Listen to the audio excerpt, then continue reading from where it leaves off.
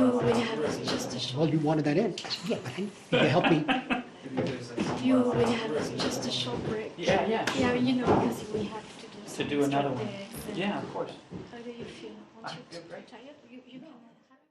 So what are you working on? I've been writing a script for 2 years. It's called Alien Nation, and it's for Fox. And it's due yesterday, and so I'm still working on it. Good. But, you know, it's supposed to be a big, you know, $100 million studio film, and I've tried to put everything I have into it. Oddly, being a studio film, it's still a personal story for me. It takes place in Arkansas, you know, deals with fathers and sons. Some of those fathers and sons are aliens. But, you know, hey. Yeah. But it's, I don't know, it's, you know, I'm sure you've dealt with it before. I went in and they said, this is a $200 million film. We can't do that on this one.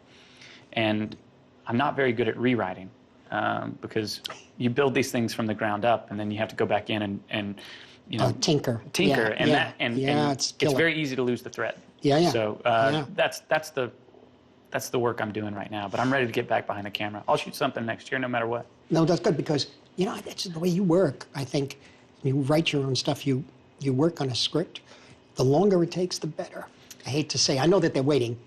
Yeah. But you're young enough. So the longer it takes, Right. the better. And the more it's on the page. And I don't mean that you can't improvise from the page, but as long as it's there. Right. And I could see that in all the films you've done, you know. Thank you. I could see that. I could see you have the foundation. I want to put the kitchen right back here. Richard, stop this. I don't know what you're saying.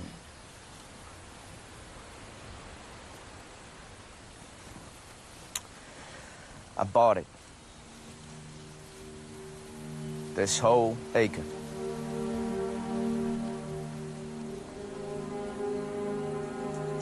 I'm gonna build you a house. I just came back from a sort of celebration at the Rome Film Festival of Italian cinema. And being an Italian-American in New York, there's no doubt I'm much a debt to Italian cinema. From when I was 5 years old, seeing neorealist films on television in the late 40s, all the way up through the 70s and, when I started making my own films. And so there's a great deal of how you approach landscape and how you approach character. Right. That I just found myself completely attuned to. You know, it's interesting you talking about turning back to Italian cinema almost as an inspiration or a foundational, you know, element in some of this filmmaking that you started on. As a Southerner, I had different films to look at, and some of them were good and some of them weren't, you know, in terms of my opinion of what the South felt like, sounded like, looked like. Yeah, I get you. There's a lot of affectation coming out of earlier Southern films where it didn't look like anything I saw when I looked out the window, you know. Of course, when I watch Mean Streets, having never been to New York, I felt like, well, that's what it feels like. That was the idea, to make that as authentic as possible. I didn't even think it was going to be released, quite honestly. But well, same with Shotgun Stories. You know, we're making that for ourselves, really. Yeah, exactly. And no real understanding or intention of it going around the world at film festivals or anything else. Yeah. And so the best thing you can do is try to make something that reflects what you hear and what you see, you know, outside. And for me, that was based in Arkansas, and it starts with landscape, but it also starts with ideas of masculinity and fathers and sons, and which that seems to be my thing. You know, that's the thing that I hope I'm able to make films into my 70s, and I imagine I'll still be making them. You'll be making the same one, fathers and sons.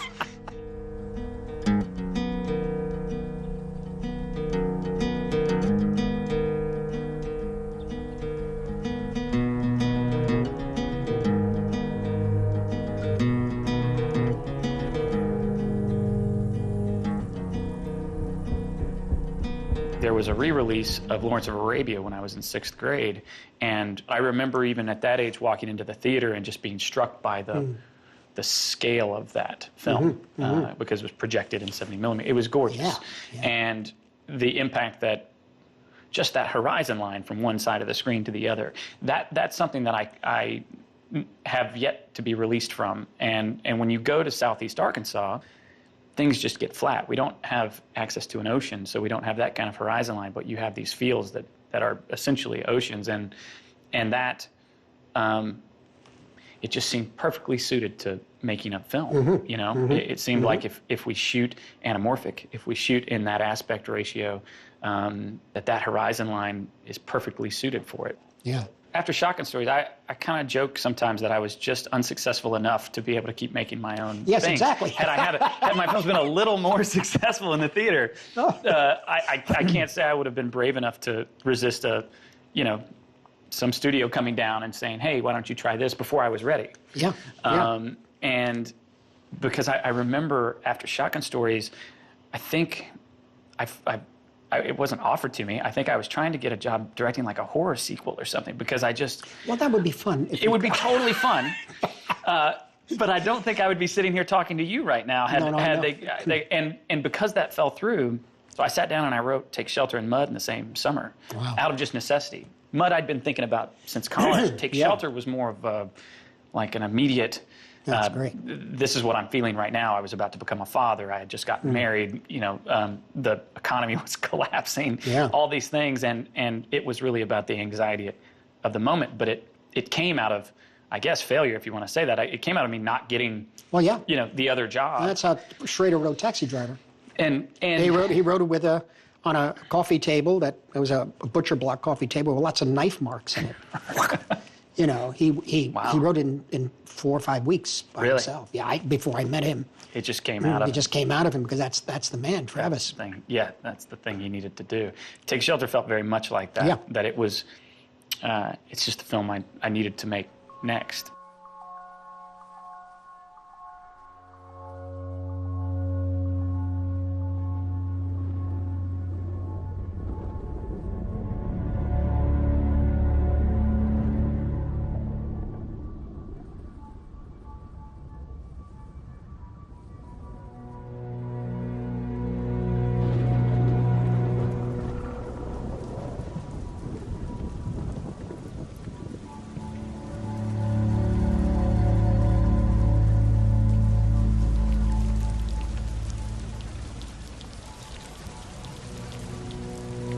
I've made conscious choices evolving in terms of the way I move the camera.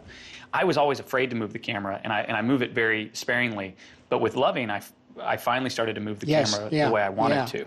And it's because we had the support systems to do it. Shotgun Stories, we don't move the camera at all because we had this giant Super America packet. We couldn't. That's funny. I don't realize that. You didn't? You don't realize it. It's no. a very It still. feels like it's like a lot of movement. Yeah. Well, it wasn't until Mud that we started to move that I used Steadicam for the first time. It just made sense. We were with these boys. We're on this river. Yeah. It would have been impossible to get a crane, out where we were shooting. But it represented the feeling of what those boys were doing out there. You give a lot of power to the Steadicam operator in terms of how that shot is framed. I have to really talk it out and make sure that the components and the pieces are all going to line up. But also that it's that floating. It's not Take Shelter. Take Shelter was, I was looking at The Shining, and I was looking at these shots behind Nicholson as this camera moves in, and as a film school student, I'm like, well, who's motivating that movement? What's that movement trying to say? Because it's Kubrick, so he's saying something. Yeah. And you're like, oh, well, I think it has to be about the spirit of that place. Working in on his brain. So I completely stole that for Take Shelter, if that's even what he was doing. I think it was. Yeah. And so Take Shelter is all track in these shots, so much so that even in post there were some static shots that I just added just the slightest drift to, because it's all, moving in on this guy. With Loving, it was a camera system that I saw in a photograph from a Coen Brothers film where they have a they have a piece of dolly track, and then they have a jib arm with a remote head on. Oh, it's Deakins. Yes. He's great. Yeah, yes. he did that in. It was from No Country for Old Men. Yes. Yeah. And I was like, that's it, because I whatever that is, that's what I want, because in Loving, Richard Loving's trapped. He's just always trapped. They're always trapped by the circumstance of their race and where they're at. And so I wanted movement. I wanted to be able to track with him, but I didn't want that floating. I didn't want any of that relief. That tracking is so, to have it that It's locked rock in solid. is really determined. It's very, very clear. It's a message. And even if the audience doesn't notice it, they notice it. Yes, they feel it. I mean, in the case of Meat Streets, I did a lot of camera movement. It was all handheld. You know, it was very funny. The night it was shown at New York Film Festival, Bob Altman was there. And I got to say hello to him. I says, yeah, I liked your film, he said. But all those tracking shots, all those handheld shots, I would have done them with a crane. I said, me too, if I had the crane. Yeah, exactly. Exactly. I would have had that crane coming through the ceiling. Thank goodness I was not given a crane before I deserved one. I had to earn the right We had to kind of earn crane. that crane because you start doing everything on the crane. But the thing about the crane still has a tension in the frame. Yeah, So the Steadicam is for something else. it is.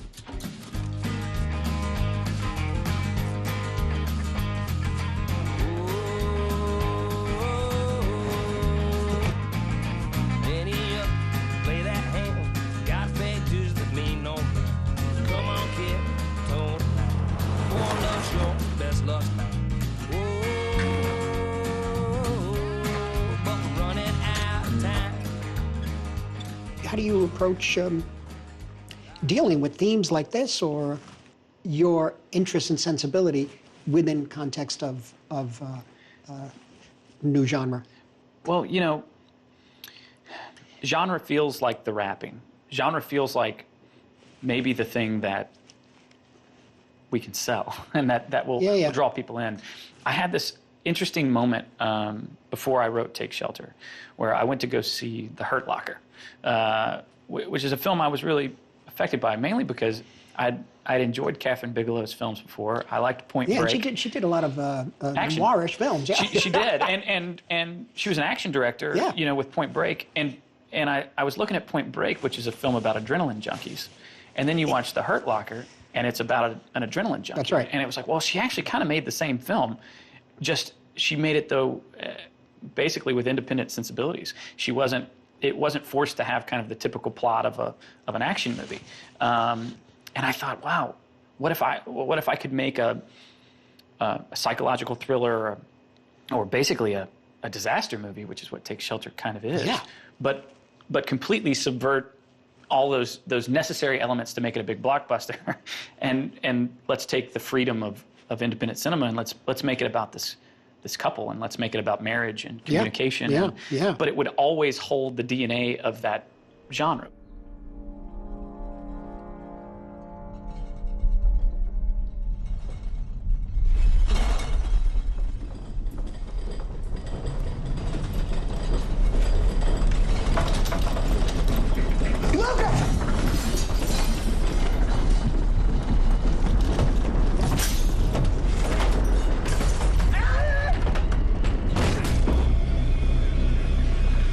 In the 70s, Warner Brothers was not only buying Mean Streets and making Alice's Live anymore, they were releasing Visconti films. They released The Wild Bunch.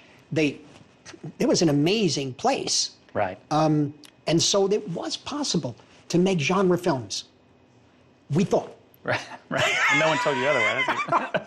We really thought. Right. And tried like hell. The guys who made them the right way, it was Spielberg and Francis. Francis would yell at me because I would talk about trying to change aspects of certain structures in genre, and he'd point out the genre has to remain the same. That's interesting.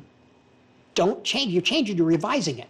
And it's not going to be the And genre. you'll ostracize your audience if you do. That was his warning. Yeah. And he was right, I think. I've suffered some from that, you know. Well, they expect a certain story. You're dealing with myth in a way, too. It's true. It's based in myth. You know, if you look at Shotgun Stories, it's a revenge tale. But I was realizing there is this moment in a revenge film where this main character is going to go out and seek that revenge and be successful about it. And even though that action is violent or destructive, we celebrate it because comeuppance and poetic justice is something that is deserved. It deals with something that's universal and that is part of being human, being a human being, stripped away from all the politics and the, Sure. the rules of society, so to speak. There's something very primal about what you're into. And whether it's going to be aliens or whatever, you're still going to have that core. You did it in Midnight Special. They're all just exercises in us trying to understand it better and maybe understanding what human nature is. Yes, exactly. And if you can get to a better understanding of, well, maybe this is some of our operating system. This is how we work. Yeah. And I feel like that's what I'm always thinking about is well, does this feel like human nature? Is Yes. this how someone could Right. respond? And sometimes, my films might confuse people or they might feel even slow to them. It's because I'm not building things out of plot. Yeah, good. Yeah. Yeah, that's exactly it. I'm trying to build up to an emotional hinge point.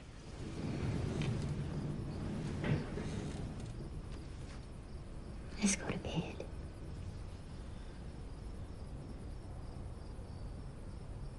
I can take care of you. I know that.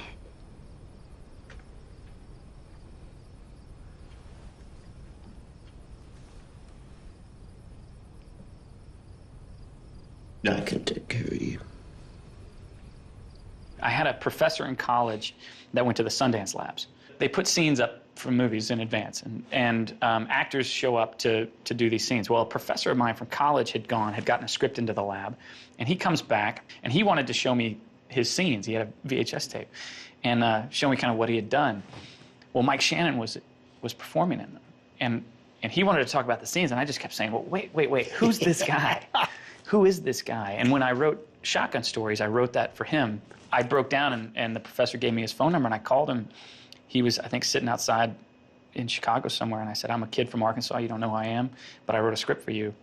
And this was in 2004, and I think maybe there weren't a ton of lead roles being written for him back then. Had you done the theater, Michael? He had been doing, Yeah. Killer Joe and Sure. Bug, Bug.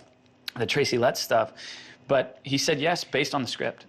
I think the way that I direct is mostly, I learned how to direct from working with Michael. He's so focused and he's so particular about things that, I have very quiet sets. We don't talk a lot. Yeah. And it's not that they're joyless. It's just that they're focused. And all of that's usually because of Mike, from working with Mike. He's amazing in Take Shelter. That scene in the cafeteria there at Right. the end, when he said there was a storm coming.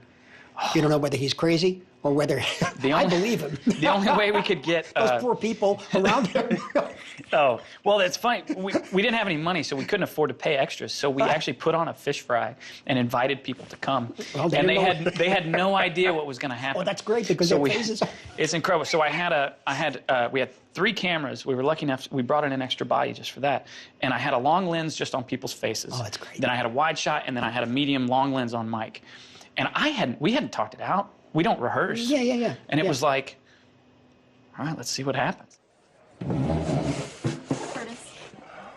I told people what you've been doing. I know. You cut me loose. Everything we've been through. I know. I'm sorry. Hey. Ain't fucking sorry. All right. Ain't fucking sorry. You sorry you wouldn't have cut me loose? We're fucking friends. That's how you treat friends.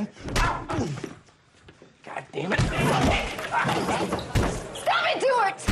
Ooh. Fuck! I said yes! God damn it! You think I'm crazy? Huh? Is that what he told you? Well, listen up! There is a storm coming! Like nothing you have ever seen, and not a one of you is prepared for it.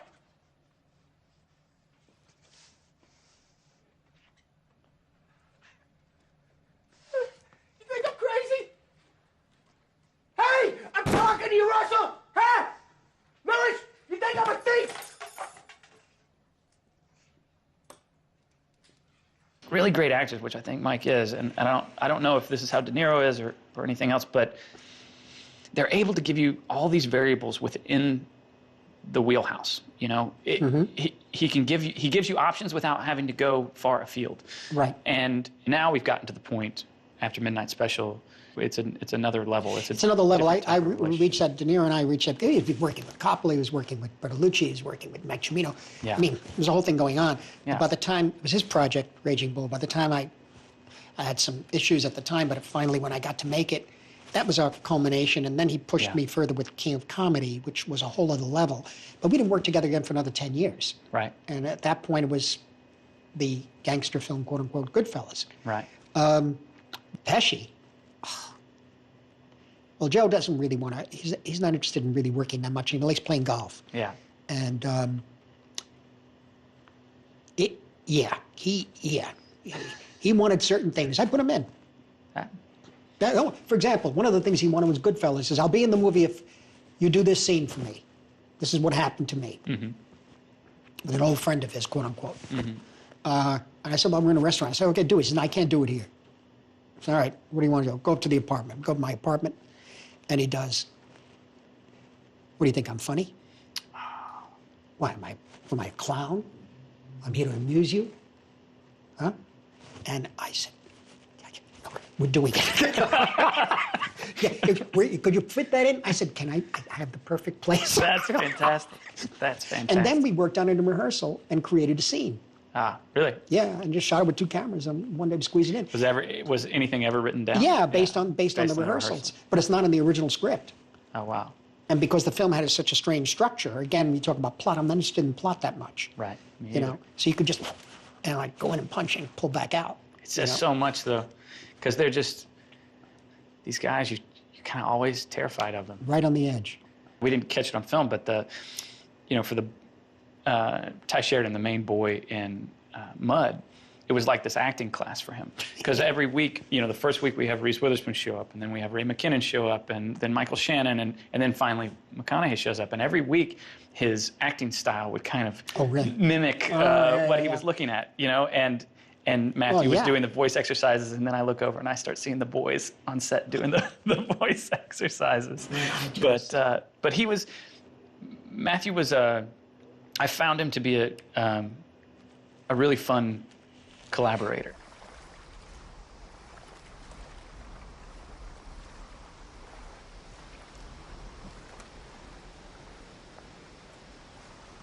Shit, you know that guy? I've never seen him before. Shit.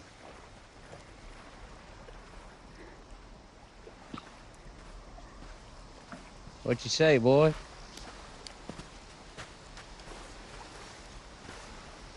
It's a hell of a thing, ain't it? What's that?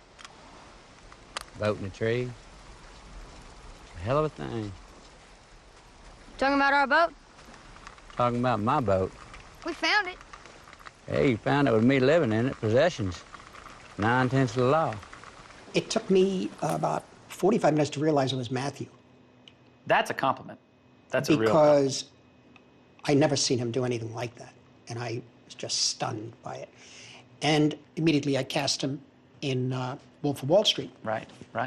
Well, because he's a pretty free spirit. Yeah. And I'm pretty regimented when it comes to these scripts. Oh. And he was very respectful of that. He said the lines, but there were 1 or 2 instances where he just saw something a certain way, and we just went with it. But I was curious about that scene. Well, what happened that day, it was the second week of shooting. Then at one point, Leo comes back to up in the corner, and Leo says, he's doing these things. I said, what? He's doing these, he's humming or something. I said, what do you mean? He said, he's doing like these weird voice things. Right.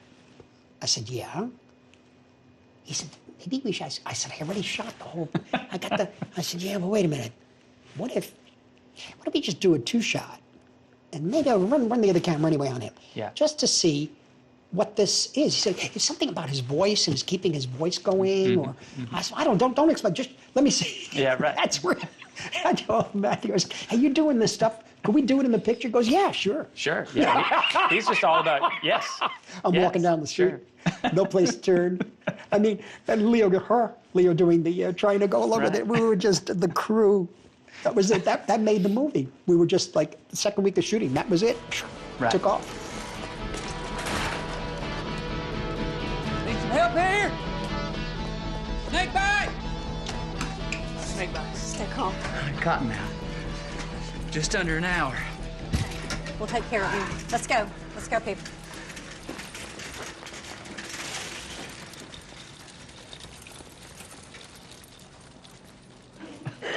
So what do we got here with music? How are you dealing with music? You have Wingo. Yeah, I first worked with David on Take Shelter. On Shotgun Stories, my older brother's in a band. Yeah, I saw his name there. Yeah, and he's in this band, Lucero, and we didn't traditionally score that film at all. He would write music. I would ask for certain things, and then I would cut it in. And I was really nervous about working with a composer on Take Shelter, which I knew needed to be supported by that. I know, it's hard. But it's because it's very scary too, because the last thing you want is music stepping on things and being an affectation. Score to let you know how to feel. Yeah, it could be the worst. I'm big on themes. I like the idea of a musical theme that you can return to, and it took us a long time on Mud to find it, but eventually we found it.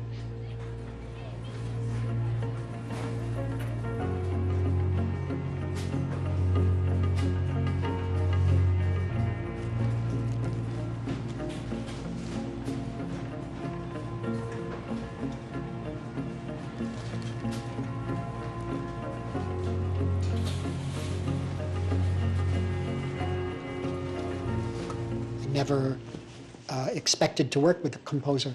Right. That it was always music that I was hearing in the streets or in the house. Right. Whether it was swing music, big band music, or right. For me it was Django Reinhardt and the Hot Club of France. That music in my neighborhood just reverberated everywhere. And you heard everything, especially in the summer. Right. And so that was the score. I definitely, while I'm writing, I find songs, whether they end up in the film or not, but they are songs that are kind of imprinted on the DNA of the thing. And I've never done the thing, though, where I play music on set. Yeah. I've heard about it, and I understand how that could be beneficial, but we've honestly just never really had the time I've done to it. do I've done it, but it was mainly for camera movement. Ah, that's interesting. For example, the ending of Layla in Goodfellas, where all the bodies are being found. Yeah. Put it right on set, play it, the camera, Michael Ballhaus is moving the camera around a pink Cadillac with the two that dead bodies. rhythm and that. Yeah, that's right. I didn't have to say go slower, faster. I could hear, and I could see it. Yeah. So sometimes we do that for the movement. Right. I had a headset on Loving, because there was, I think we spoke about it, but there was this one Magic Sam song that is a... Yeah, was that the one in the bar at in the the bar? end. It's great. When I wrote that scene, I had that song in my mind. That really works.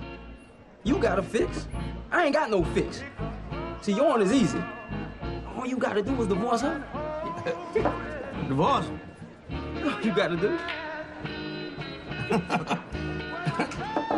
Yeah. I'm gonna divorce her. That's all you gotta do, right? That's all you gotta do.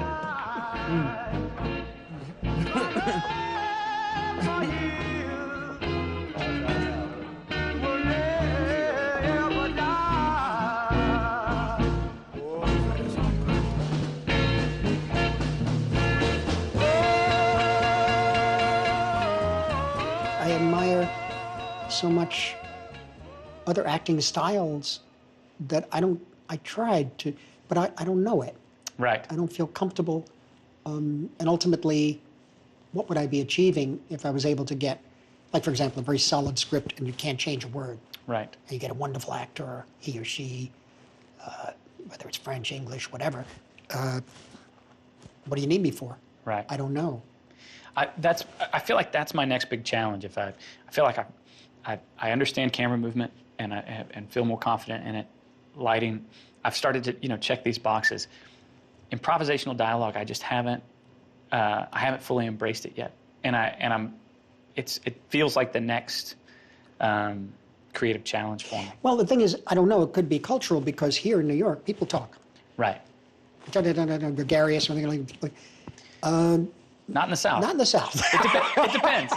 I have a few relatives that are like that. Yeah, I have to write that character. Yeah. I have to write that character, and that hasn't happened yet.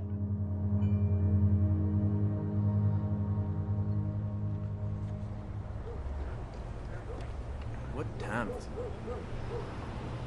About 8.